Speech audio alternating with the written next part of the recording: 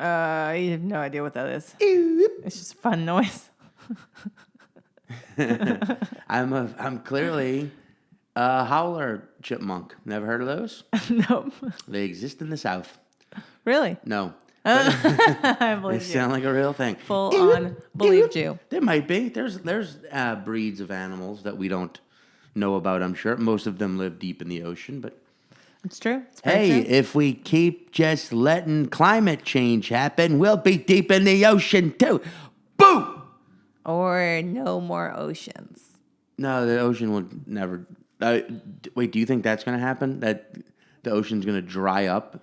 No, we don't know. But we're gonna destroy the planet, and then there's gonna be nothing. That would be real. Yeah, if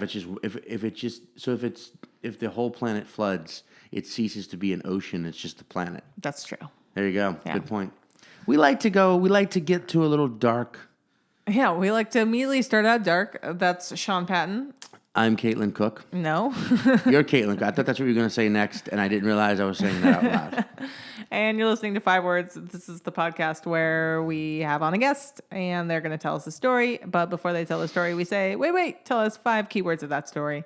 And then we try and tell them what we think the story is based on those 5 words and what we know about our guest. And then they tell us the real story, which is redundant because we always fucking nail it. Did I nail that description? We always nail it about as good as you just nailed that description. Okay. That's like an insult because we never nail it. But hey, we're trying to discover the fabric of who each performer / guest is. Yeah. And this week's guest, very special comedian, buddy of mine, and just the kind of guy. If you ever get separated from your child, you want to find your child. You know what I'm saying? Yeah. He's got like Samaritan energy. Yes, he does. Yeah. Yeah, good Samaritan. It was my first time meeting him doing this podcast, but I felt like I already knew him, because Yes. he's got that Samaritan energy. Whitmer Thomas. Yes. You may know him from, he's had small roles in like The Good Place. I think he's been on other shows. I can't think. Because the other thing he's done is his HBO special. Yeah, he's got a killer HBO special. Yeah, it just came out a couple months back, and it's fan-fucking-tastic. And Whitmer's one of those, like, super funny and super genuine human beings who, and his special, like, him and his best friend did it. Yeah. That's amazing. Clay Tatum is the guy, his best friend, also a director, comedian himself, and HBO gave them money to do it on their own. It's just a fantastic. It's awesome. It's really different and really cool and funny. So, Whitmer is also a Southerner and grew up in the South, and we both kind of address the shit that we grew up with as white people in the South, not realizing that even though we were like, we're not racist, that still was everywhere around us. So, but he's a wonderful chap, and this episode, his story's insane. Very insane. So, yeah, enjoy the episode. Enjoy it. Has a barking. Did I say barking chipmunk or howling chipmunk? And then would run away. Okay, bye. Later. You know what really actually made her excited to talk to you as well was the episode of A Good Place that you were in. Oh, really? I love the place, man. Yeah. Oh, cool. We binged it to the point where Sean finished it without me by staying up till like 7 a.m. watching it. I had already watched it. He rewatched it. Or no, he watched it. And then stayed up all night because he was like, well, I'm already up to 7 a.m. I have to restart my sleep schedule. Yeah. Well, that's cool. People love that show. Like, I didn't even know whenever I like was on it, and then they didn't even give me what the episode was. They literally just told me my lines. Wow. So I don't know like what I was doing. Like, I didn't even know what I was doing. I was just saying a bunch of random stuff about, I don't even remember what I was doing, but it was definitely the like strangest experience I've had doing anything like that. Cause I was like, what am I talking about? Yeah. Yeah. I think you should be acting in more gigs more acting gigs because I think you are actually a infinitely better actor than most people I know personally. Thanks, pal. And Well. I can prove it. No, no, but because I texted you. It was like a month ago. I was like, "What was the name of that video? That movie that A Place No One Knows that you guys did a few years back?" And I watched it on Amazon again. It's like it's really fucked up and dark, but it's really like good acting. Thanks, man. So on Amazon, it's free. Yeah, this is how we start all of our podcasts. We just onslaught compliments to our guests. Hey, appreciate it, gang. That's really nice. Whit told me today so you've been driving people to the protest as well, right? No, I volunteered, and so I'm just kind of on call. But I think the protest. So now LA has a curfew. So if you get, and if you're even seen, I think after 4 today, you can get arrested. 4, Jesus fucking Christ. Yeah, I might be wrong. It's either 4 or 6. Yesterday it was 6. I think it's going down and down. So yeah, you can get arrested. But I offered to drive people. Yeah. I'm really proud of my driving abilities, and I think I could drive really well in a protest. So or a riot. Cops in New York City. Clearly. Yeah. You're actually someone I would trust behind the wheel of a motor vehicle during a protest because you're a very like calm guy.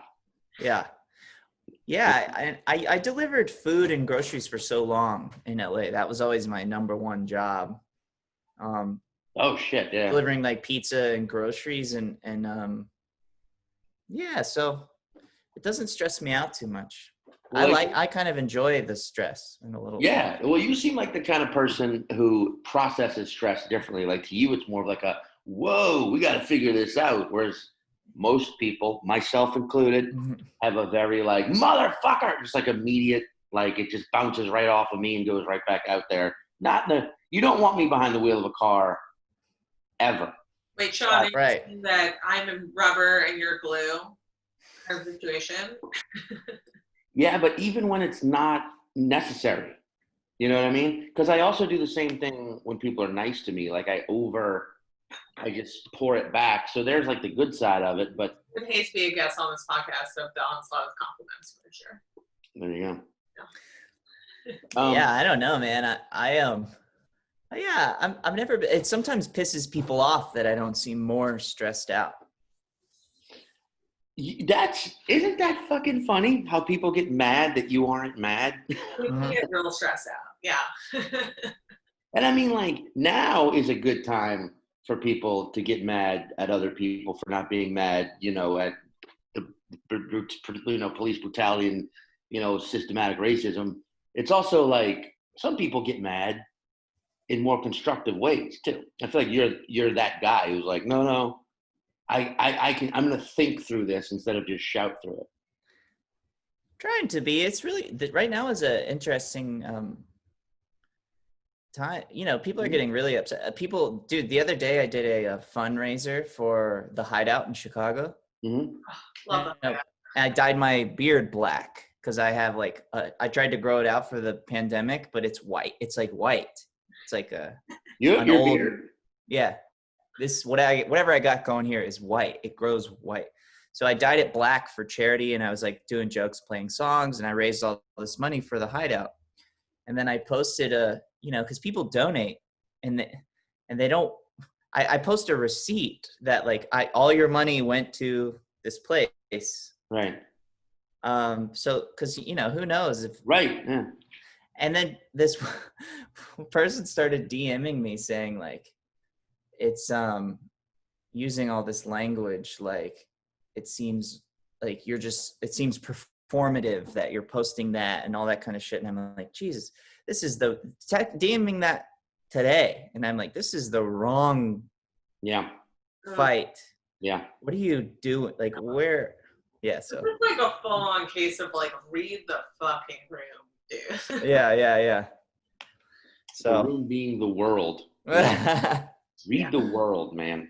The world. I was watching protests in Perth, Australia, and London, in like New Zealand. Like, it's crazy that people are protesting in like solidarity of what's happening in the U.S. right now. It's really cool to watch.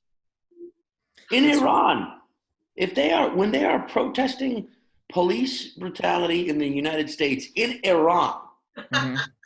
like what does that tell you? That like you know what I mean? Like, and I mean they're that government's awful to its citizens as well. But for them to even have the nerve to be like, "Hey assholes, it's like wow, it must really." But Yeah. nah, man, I know what you mean too because like some people are just like, how do you say this? I don't want to sound like an idiot, but I also don't want to sound like I'm making this up. But I think there are some people who like they have neurological pathways where they only experience pleasure if they are pissed off. Mhm. Like to them, it makes them happy to be pissed. Yeah. Yeah, I think I'm a good target for that kind of shit. Like, Mm.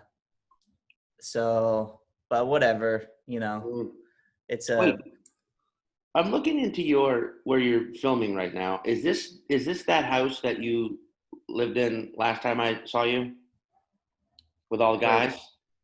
oh, no. I moved out of that. I used to live in a mansion in Los Feliz. Yeah. No, it's not. I live now in Highland Park just with one roommate, but I fucking wish I still lived in that mansion during the pandemic. That would have been way better. Oh, yeah. It was a mansion, and it felt like there was I know it was you and Buddy and Clay were living there, but it felt like there was like a rotating cast. It was like, Brooks Wheelan, and Brooks was there, yeah. those were all the comedians who lived there. And then there was just like a bunch of other people, like a couple DJs. Of course, yeah. Of course. Very LA. Yeah, very LA. The first time that I heard about you was Sean was like, there's a very funny joke about that like you had written about emo music. Oh yeah. Sean like tried to reiterate it to me and was like, Whitmer Thomas wrote this joke. And Thanks, from pal. there, I like looked up all your stuff and like reiterated that joke to like a bunch of my emo loving friends. But yeah, I think that's cool that like. Oh wait, was it? Wait, I was trying to think.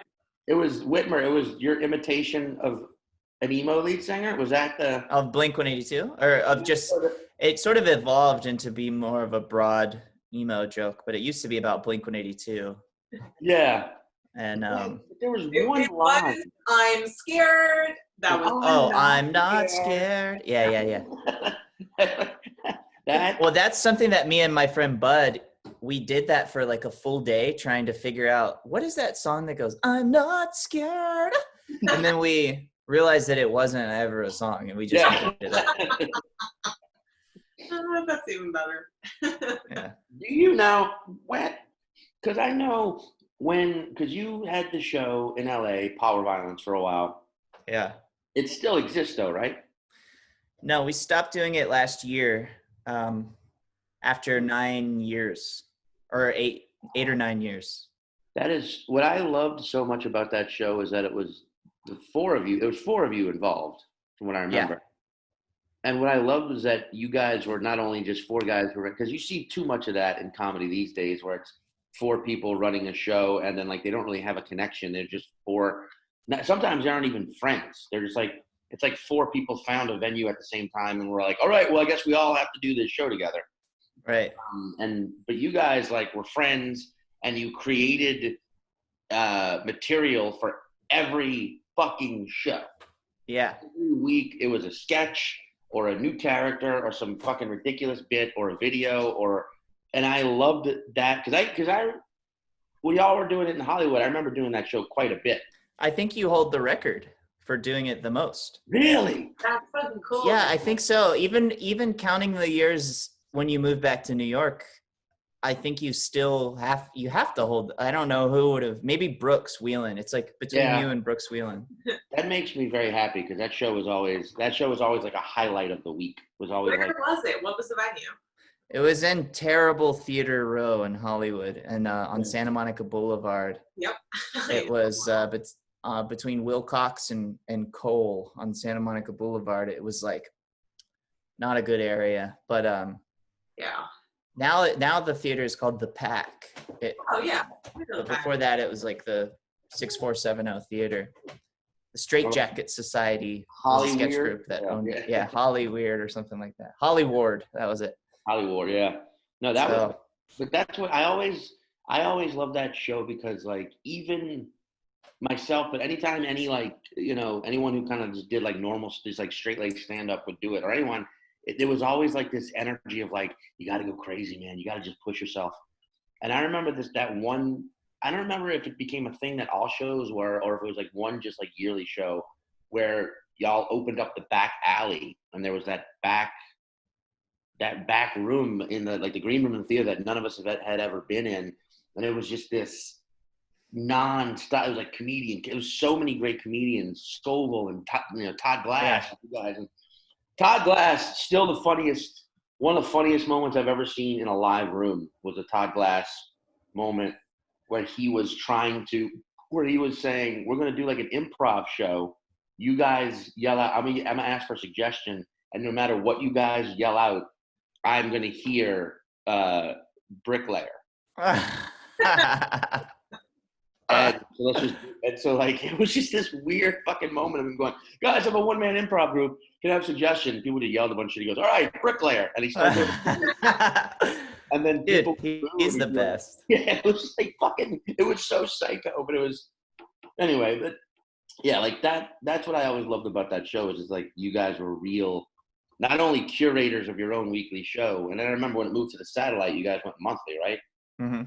But it was still like you were creators of a thing, and seeing you and Clay work together on all these shorts and movies you've been filming, and he directed your special. Like, that's amazing. I know, it's so cool. It's nuts, man. I mean, we got lucky, like, because we didn't know what the hell we were doing at first with Power Violence. We literally were just like friends and just kind of like, Clay was weird. Buddy was a fuck up. Rod was like a sweetie, and then I was like an maniacal, like, energy suck. And that it kind of like worked together, I think. And after a while, people just kind of, it was nice. It was like, I remember a lot of the times people would go, like comedians would often go and watch whatever we did in the beginning, and then they would leave and then come back for their set, which was fun. And I think we were really lucky that like we didn't have a goddamn clue. Like nobody knew how to write a sketch or whatever. So but that's what made it so much fun, was that like everything was there were so many like little things I remember, like this character Buddy did where he was like Glurp or like a Bug, yeah, from Santa Monica. He'd never left Santa Monica. He thought he was in Santa Monica because he's on Santa Monica Boulevard, but then we tell him that he's not on Santa Monica Boulevard, and he freaks out. That character was like, those are some of the hardest times I've ever laughed. Like, those were the days. There was one time, I don't know if you were there, it was a Super Bowl show. It was Super Bowl anniversary show, and Buddy is really afraid of bugs, and we built a wind tunnel machine and you put like money in, and like money flies around and you try to catch it.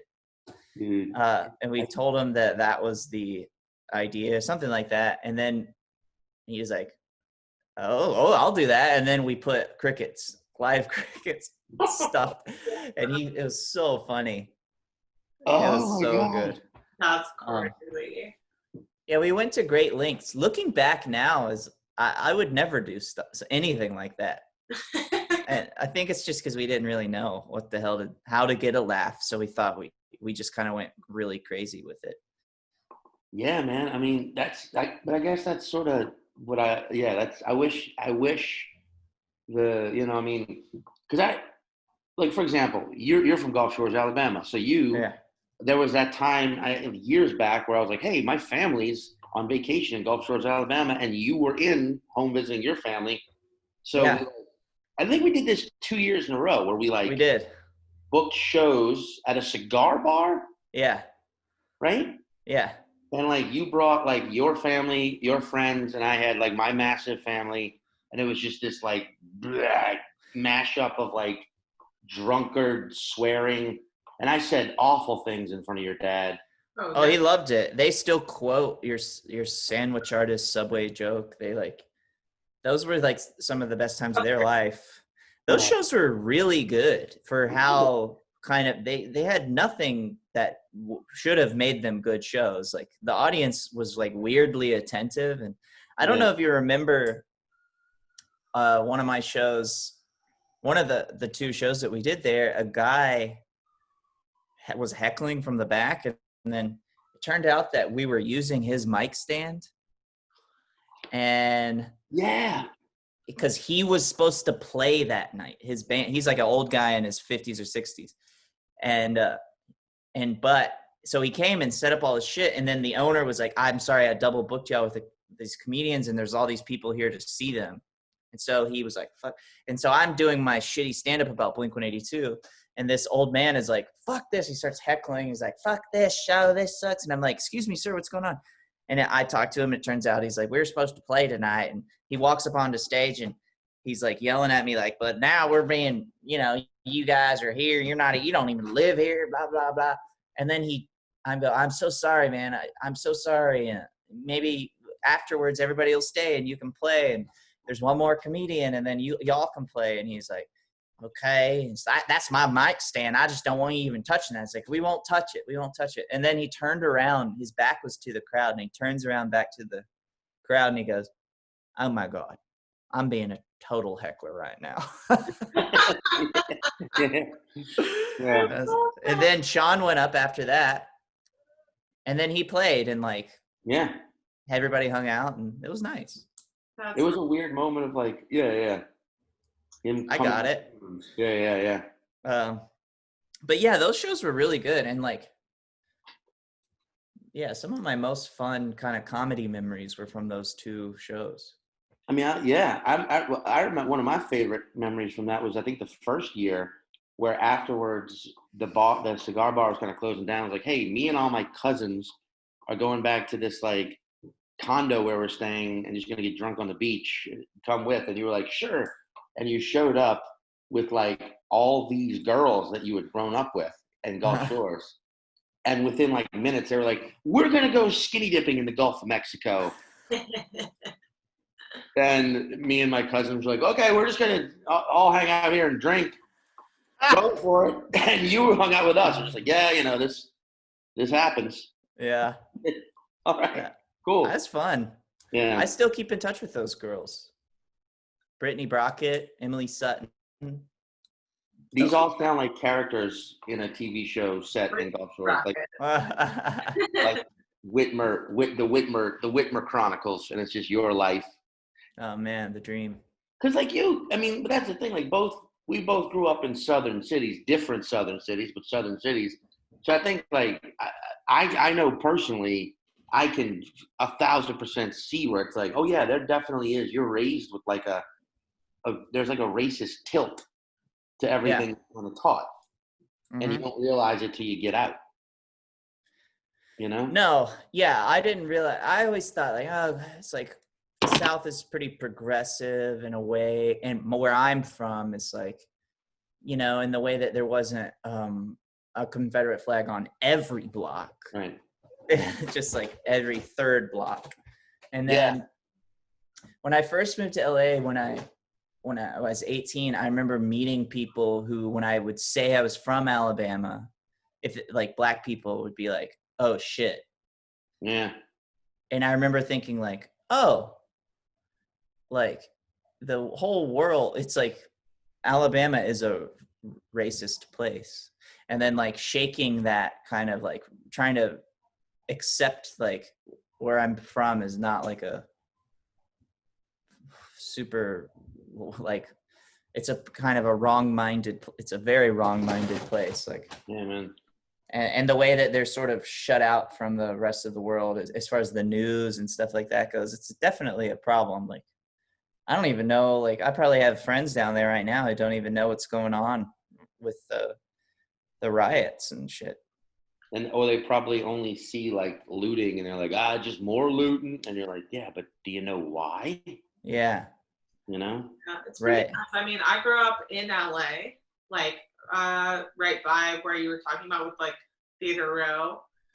And I grew up with like a grandma that started a bunch of women in gender studies programs. Her best friend was Black. Like, she was an uber feminist. Like, she told me that communism was a good idea, but never let anyone hear you saying that. Like, she escaped Poland before the Holocaust happened. Like, I grew up in that, and I still have to deprogram like my mind to like, because I still have racist thoughts, as we all do. And yeah, it's just crazy to like think about people in southern states right now and how much like their information is now like, it's just blocked by all this fake shit. Right. It's like definitely laziness. It's the one version of the news is the easy to digest. You know, it's like, it's not great every time I go on Twitter and Instagram to see different petitions I need to sign or city council members that I need to call. I don't love having to do that, but you just have to do that. Like, Exactly. you have to do that. And this is why I think this is why a lot of people are conservative or they choose to look at certain news cycles, and it's because they want to look at the one that doesn't show them like what's actually going on, because if they actually learn what's going on, then they'll have to do something about it, and they're just so fucking lazy. So it's like lazy politics and lazy thinking, you know, altogether. It's like people get so annoyed with protests, and I don't necessarily think it's because they cause traffic. I think it's because like a protest makes you have to think in a way that you didn't. Like, my dad was saying he was on the golf course and he golfs with all of his buddies who are recovering addicts.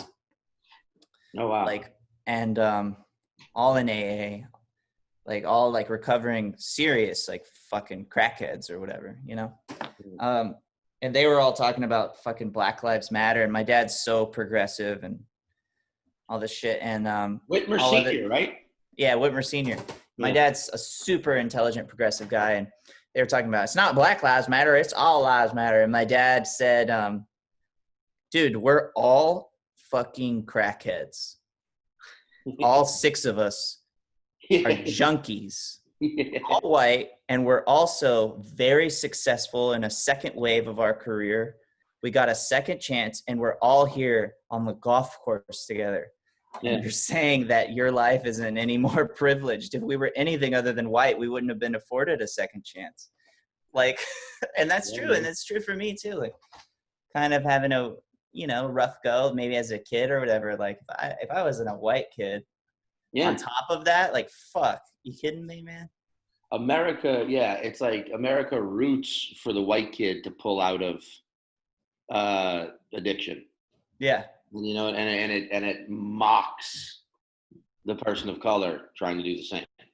Yeah. You know what I mean? It's like, you shouldn't have fucking done it in the first place. And it's like, what about these fucking guys? Yeah. Right. You know, they're doing the same exact thing, if not in some cases worse, because like growing up in Slidell, Louisiana, some of the fucking craziest, you know, it was for me, it seemed like everyone was a meth or a coke. It was all meth and coke, fucking weirdos.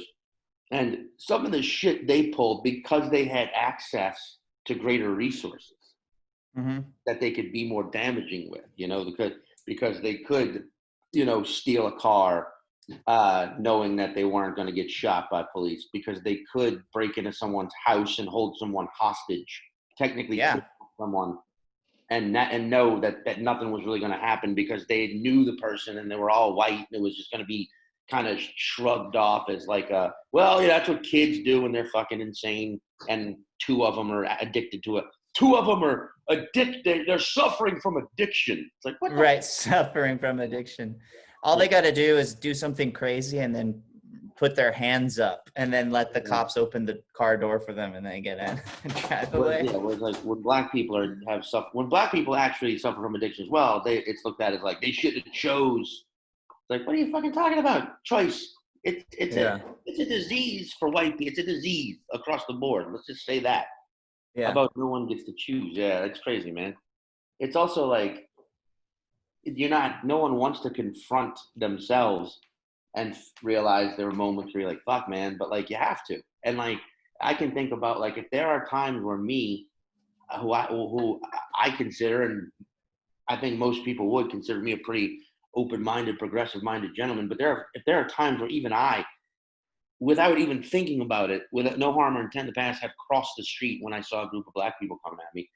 Imagine what an actual ill-intending person of power, imagine their version of that, of not hiring or not reporting or not helping when they could. It's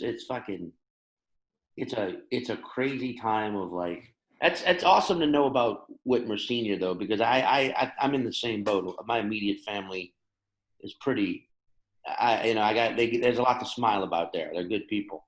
But I do have members of my extended family where it's like, well, here comes this.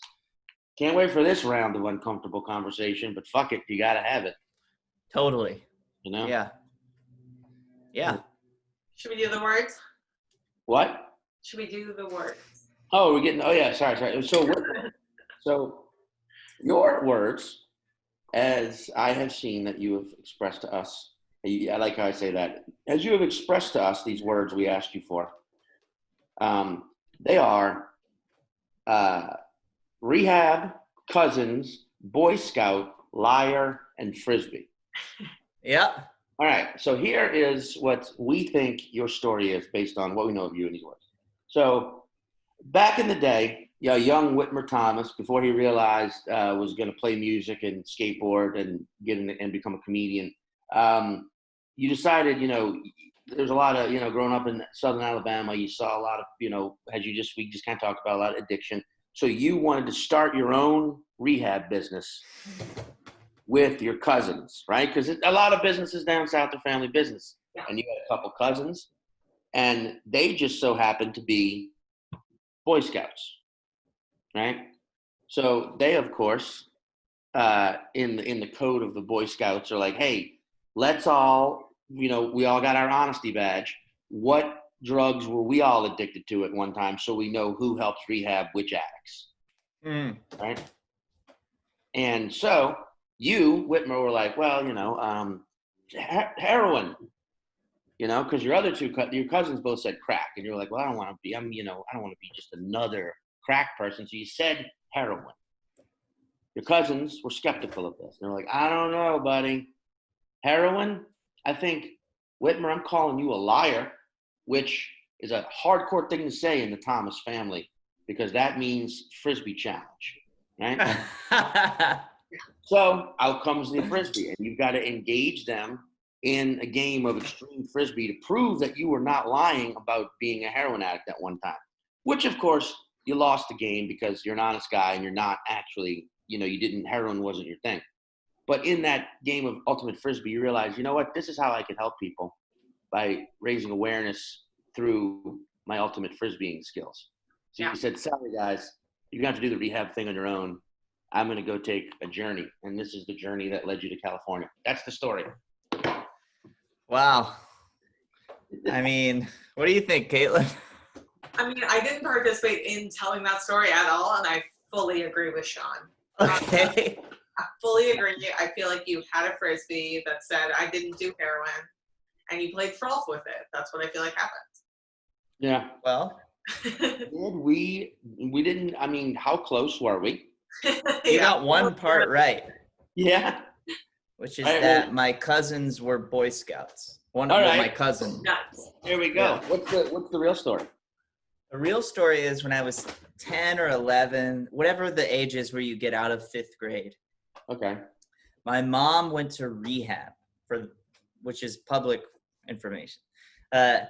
And my grandparents were kind of sick of getting like kind of pawned off onto them. And so was my other aunt. And everybody had, whatever. I was a punk kid. I was sure I was annoying. So they send me up to my other cousins who live in northern Alabama in Gunnersville, it's a very peaceful kind of family, a very nature-oriented family. And I have two cousins who are both my age, Spence and Grace. They're my dear friends.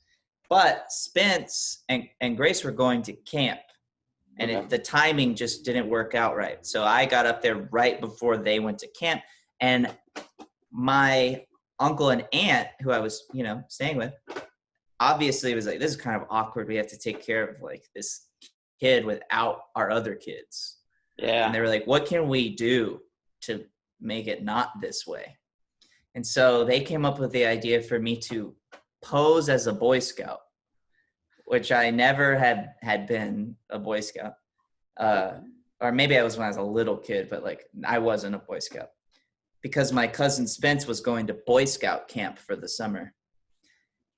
And so they were like, we'll buy him a fake, a Boy Scout costume and give him like a sash with all of these badges, like an old, whatever, a thrifted one. And then Whit, you just go there and act like you're a Boy Scout and that's where you'll be. And so I went to Boy Scout camp and lied to everybody and told them that I was like a practicing Boy Scout and had been through it in a different, precinct or whatever you would call it of Boy Scouts. But because of my badges and all this shit and like the level of scout that I was lying as, they were expecting me to know how to do things that I didn't know how to do, like sail, archery, a bunch of other stuff. And I one night was just like, I was like stressed out. I was annoyed because I didn't really care about being a Boy Scout at all. I was lying. I just got sick of the lie. And I confessed to this other like kind of troublemaker kid named Raymond. And I was like, dude, I'm not a Boy Scout. And Raymond was like, oh, hell yeah, that rocks. I was like, well, what do you think I should do? And he is like, just do whatever you want. I mean, you're here. Yeah. You're like, your aunt and uncle are paying for it. Fuck it. And yeah, so I just like started to sleep in every morning and I would just like go do what I wanted. If I wanted to go learn how to sail, I would. And it ended up being really cool. But because I was lying, I like lost a lot of friends, like because I had been lying to everybody. Oh, and personally. Yeah. Everybody, once I got to the camp, they were like, there's a family of albino skunks and it's like good luck if you see them or something like that. So one night me and that guy Raymond, we just like went out. We just like walked through the woods and we found the family of albino skunks and we woke up our camp counselor and we went and took them to the cave and then we like knew where the cave was forever and it was because of me. And it was a hero. It was a hero, yeah. And then from then on, I was like king of the camp, and it was cool because I didn't have to worry about anything. Like I still didn't need to care about badges or trying to get badges and shit like that. And so I just got really into Frisbee, and I won the ultimate Frisbee competition. And it was a great summer. Did anyone from the camp, like, are you still friends with anyone from that time, or have they reached out to you? Nobody's reached out. My cousin Spence, I keep in touch with him. Raymond's dad. Afterwards, I kept in touch with Raymond as a child when I was a child still. Yeah. I remember his dad always being really cool, and just like a really fun guy. And I was talking to my cousin Spence, and just a couple months ago, I was like, whatever happened to Raymond? I remember him and his dad were like the most fun people to be around. And he was like, oh, Raymond was awesome. His dad has transitioned and is now a woman. So like, that's great. Yeah. And Raymond is just living his life and is like good and identifies as a man still. But either way, it's like, it was cool to see that family that I really liked being around, kind of like doing something interesting and progressive in like small town Alabama. But yeah, I still haven't reached out to them. But dude, this is like you just basically laid out a movie. That's like It does feel like it could be like a very Wes Anderson movie of like Boy Scout camp, but fake Boy Scout. Right. Yeah. No, Wes Anderson already did Moonlight Kingdom. You got to this is like yeah. He's a little bit more progressive, so I'm fully on board for him doing the story. So It has to Yeah. this totally has to be a Clay Tatum, Whitmer Thomas. Like you have to play, like you would have to play like the camp, the leader, like the camp. Or if you played yourself, but you're the Like you're Pen the 15 style. yeah. Yeah, that would be fun. Me and Clay doing that. Oh my god. Because that is such a crazy like. I love the idea that like they're like you can't do any of these things. Whitmer, he's a liar. Just let him sleep. But Yeah, camp's dude. ruined, by the way, because we'll never find the albino skunks. And then, Dude, it was a whole family, and we like chased them through the woods. We didn't chase; we followed them through the woods. It was a whole thing. It was like, and that night, what our plan was to walk through the woods and go to a boat and just row the boat out into the middle of the lake. We were 11. Like, that's a terrible idea and thinking about like if we wouldn't have seen the albino skunks, would we have drowned? Like, yeah. What would you be the ghost that rose? Like just like yeah. You'd be a story like, if you go out in the night like Whitmer and Raymond. Yeah. You can still see them on the lake late at night. Oh man. Yeah, dude, that is so fucking. I'm also glad that there wasn't a part of that story where they were like, and then they decided to give me the Scouts masters were like, here, you're an honorary Scout now, and they took me in the back room and molested me. Right. Then they gave me a massage. Yeah. There's that part whenever Scouts come up, you're like, ugh. Somebody just sent me a photo. My cousin Spence sent me a picture. Let me see if I have it of me. I'll hold it up to the camera. Yeah, please.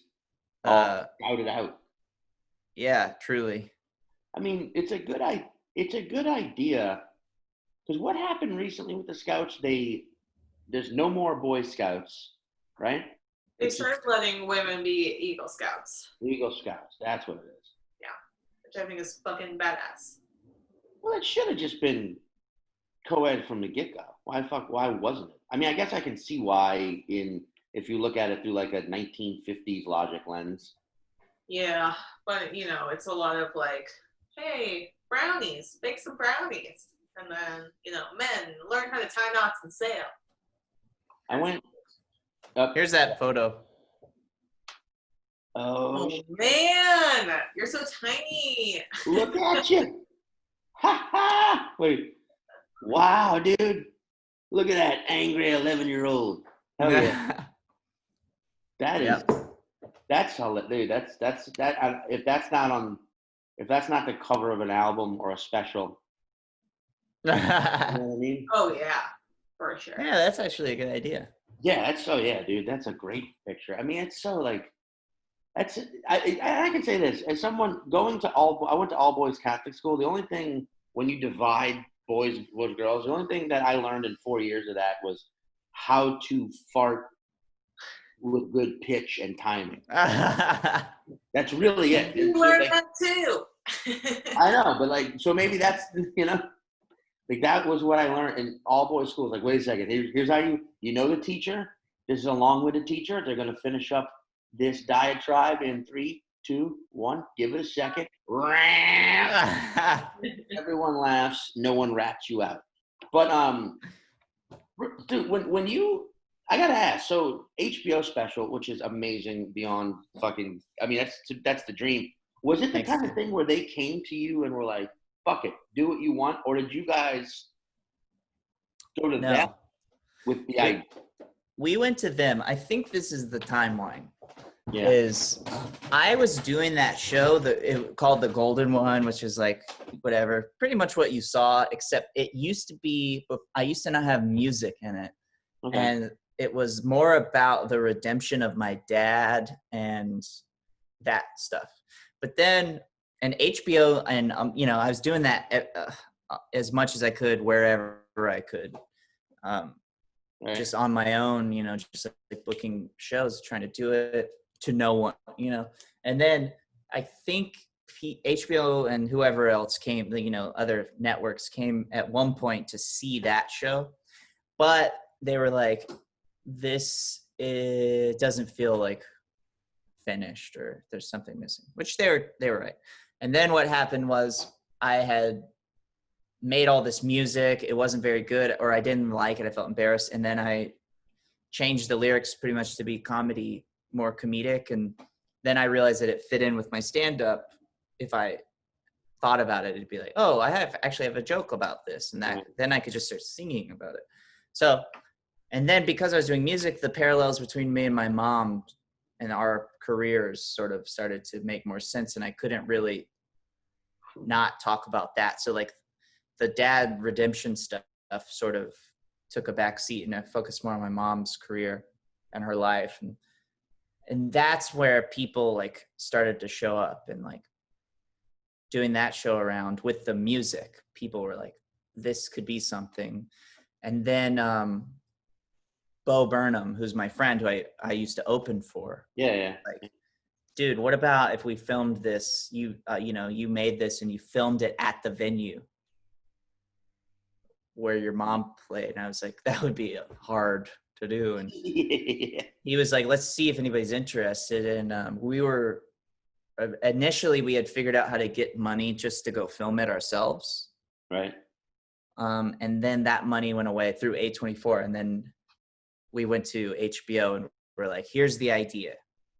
We can make this on our own. Just give us a little bit of money and me and Clay will direct it. That way you don't have to worry about anybody. Like, like my cousins or whatever will feel comfortable around Clay. They've known him his whole life. And right. And then, so yeah. And then it seemed, I think, kind of just like a pretty safe bet, and for them. And HBO was in this mindset of like, they had done Julio's comedy special, Julio Torres, and they felt like it was a really fun kind of creative experiment. And then, so they were like, yeah, let's try it. So it was like a right place, right time moment. And then the right story for them, which that's fucking cool. Yeah. That's like, because like when doing comedy at Floribama, that's one of those, like, because I've absolutely been to Floribama. Yeah. You know what I mean? Like multiple times as a fucking teenager. Like, whenever I'd go to family vacation in Gulf Shores, my older cousins were like, well, we're going to Florida. We're driving not even that far, like 20 minutes or whatever and that, like thinking about like doing comedy in there, it's like that place was a fucking it was a warehouse. It was a meat house. Dude, yeah, it was scary. Yeah. But you learn.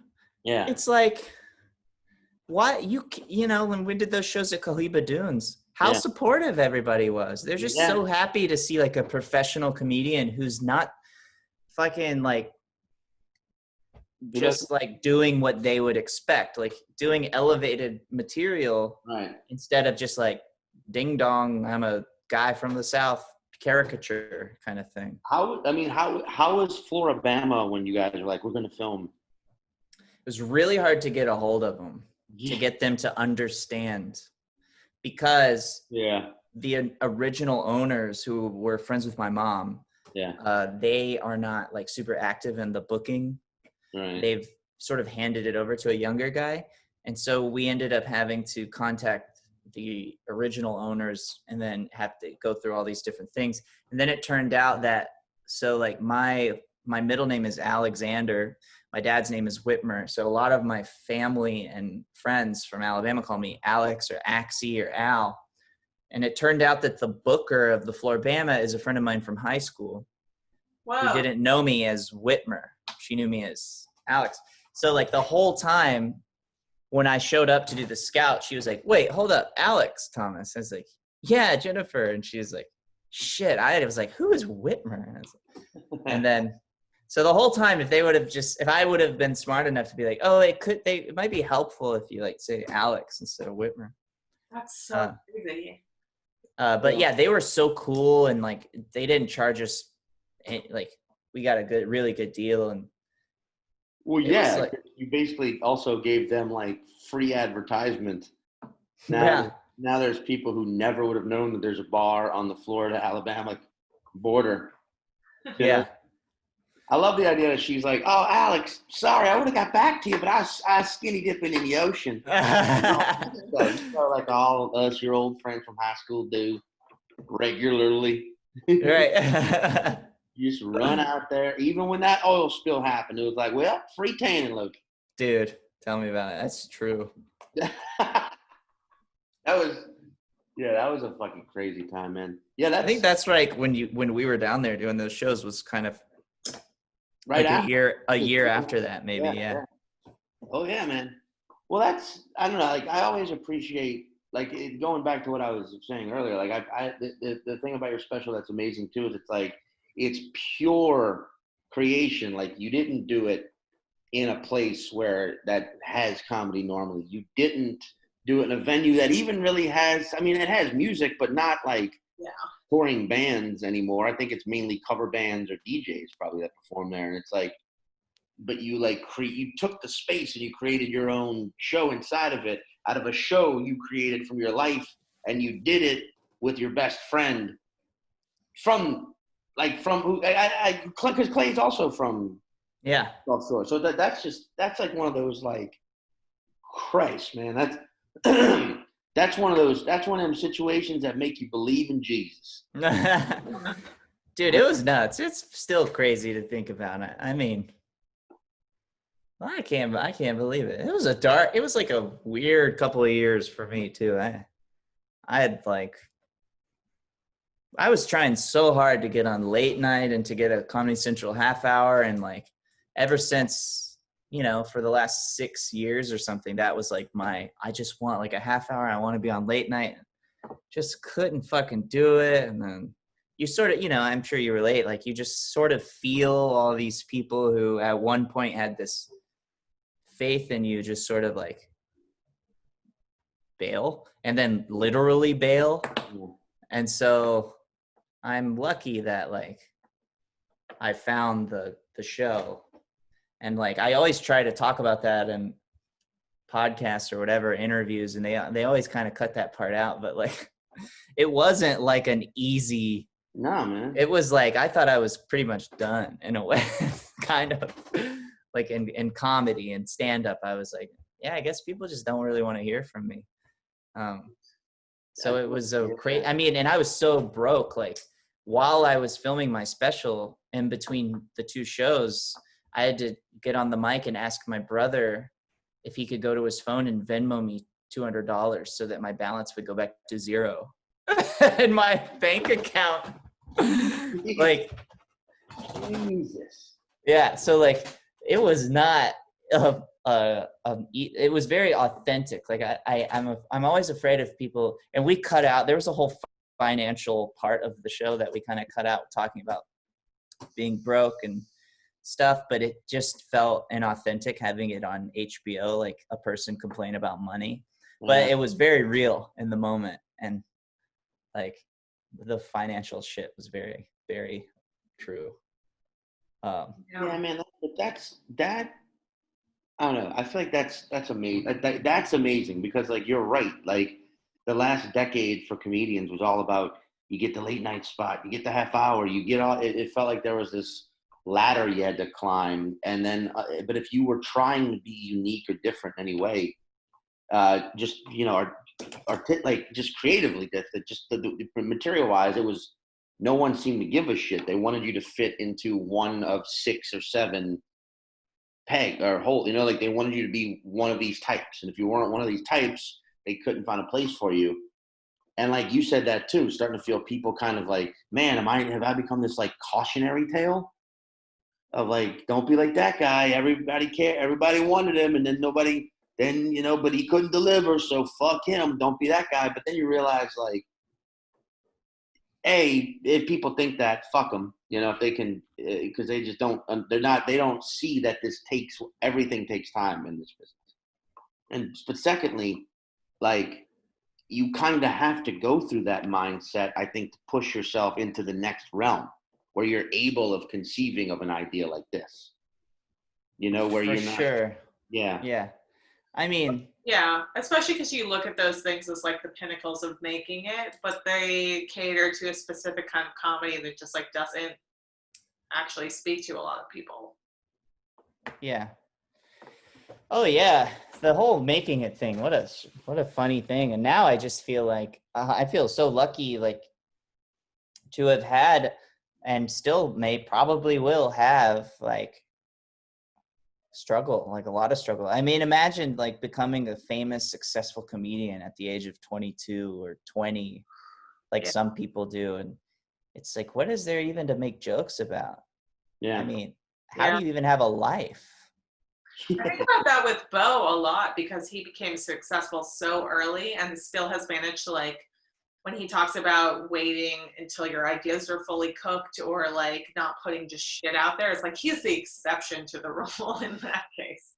Well, talking to Bo, you kind of pretty quickly realize, like, oh, you're thinking on a way that I'll never be able to. Like, even the way that he kind of sees things and the way that he's able to, like, make a perfectly crafted joke about something happening just in conversation. It's like, oh, this is why you're able to. Yeah. Also, he constantly goes like, I don't make jokes about going to do the laundry. Like, I tell jokes about how I feel, like, as a person who is successful and is young or got really successful really young. It's like, it would be completely wrong of me to, like, ever try to do a joke about fucking, I don't know, like not being able to get my car to start or some shit like that. Yeah. Because I've got 3 cars. I would just go to another car. I do remember one time I opened for Bo at some college in Pennsylvania, and he had a tour bus, and I was talking to the tour bus driver for, like, right before the show started, because I was a smoker back then, and so was he, so we were just smoking. And he just went on. He was just like, "Man, it's just crazy because it's just him back there. He don't party.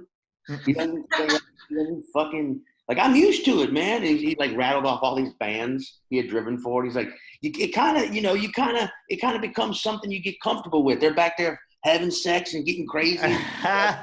But he's back there talking to his girlfriend on the internet, and then just that's it, and he goes to sleep. Yeah. I'm like, yeah. I think about Bo a lot because, like, I do musical comedy, so I get called, like, the female Bo Burnham a lot on whatever I do. And, like, I've only met him a couple times, but I met him, Sean, I don't know if you remember this, at the Largo. You were doing, like, Pete Holmes and Friends, and it was, like, Bo, Pete, Kanane, and, like, this folk group that I can't remember their name, but they were so fucking good. And Bo was trying out new songs for, like, his maybe second special. And at the time, I had just started performing, and I was really uncomfortable owning the title of, like, musician or comedian. And I was still I was getting my graduate degree at Oxford. And so I told, when Bo was like, "What do you do?" I was like, "Oh, I'm a grad student." And Bo was like, "Oh my God, you're not a comedian," and then just talked to me for, like, hours on end about, like, underwater archaeology, which is the degree I was doing. But I was like, I love that his like first priority was like, I don't want to talk to comics anymore. Like, please teach me about everything else that I haven't been able to experience. Oh yeah. No, he's cool. It makes sense. He's a guy that you can't really be jealous of. No, because you just kind of understand that he, gift. Like, yeah, he's got a gift. It's why he's so successful. Anyway, we don't need to make this whole podcast. I mean, he was the dude who was like, shoot your shit at the Floribama, because he was like, do you want to do a special or do you want to figure one out? And I was like, yeah, man, I have this idea. I want to do it at this art space in LA with this warehouse where people are sitting on the floor and the stage is like this and the stage moves and it's shot. We'll do one show with the crowd and then one show without a crowd and cameras on. And he was like, isn't your whole show like about your fucking mom being the house band at a venue and like failing and you comparing yourself to her? I was like, yeah. And he's like, you already have a venue in the show that it's like, just do it there. And I was like, and Chris Storer, who's his like buddy, his directing partner and producing partner. And I was like, oh shit. Yeah. Like maybe I would have thought about it, but yeah, it's like very obvious to them, Yeah. Well, but I mean, hey man, like sometimes it takes someone pointing out what you've already got. You know what I mean? Yeah. Yeah. Someone else going like, "Oh man, you've already created this world. Like, why not just now shoot a special? It's already there. You know what I mean? We just have to turn a camera on. Like you've already made it." And Right. you know, and the idea of like shooting the parts of you playing golf with your dad and stuff. That's also just I don't know, man. It's all. Yeah. But it's just, I would say like, you know, a lot of specials are made every year, and yours is one where it's like, if you really want to get to know the mind of the actual comedian, like yours is one of the more uniquely insightful ones I've seen in a long time, and fucking hilarious. And you know, it's awesome. It's awesome knowing that you know what I mean? Like that it can still happen for people if you care about what you're making, you know? Thanks, pal. Really means a lot. It's cool. Cool of you to say. Well, So anyone watching this should go watch Whitmer's HBO special. Whitmer, do you have places that people can follow you, or where? Yeah, on Twitter and Instagram at Whitmer Thomas.